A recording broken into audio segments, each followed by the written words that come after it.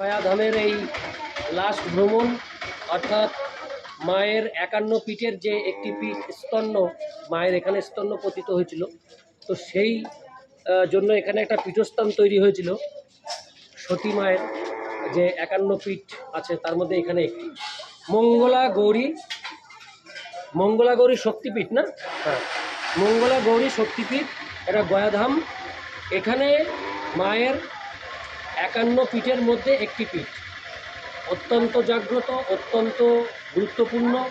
আপনারা গয়াধামে এলে অবশ্যই এই 51 শক্তিপীঠের একটি পীঠ মঙ্গলা গৌরী মন্দির দেখতে আসবেন। Thank you. আমি একটু উপরে যাচ্ছি, এখন আপনাদের দেখাবো।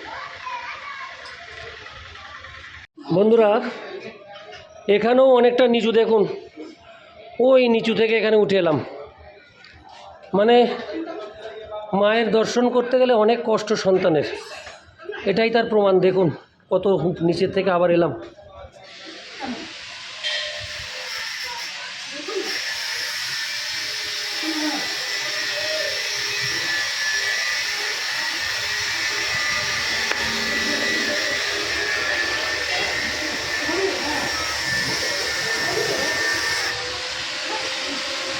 দেখি যান,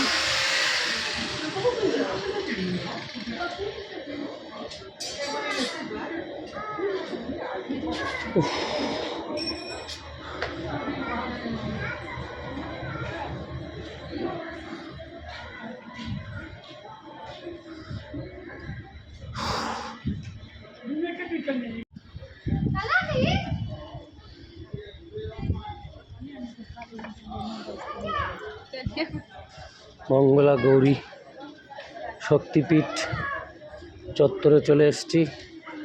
দোকানটা খুব ভালো লাগছে, তাই একটু ভিডিও করছি।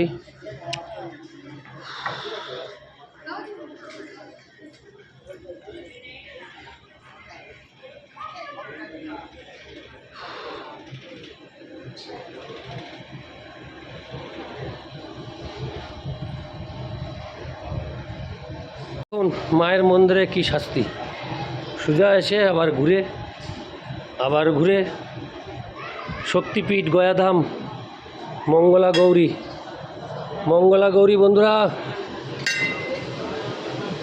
মঙ্গলা গৌরী, হরে কৃষ্ণ।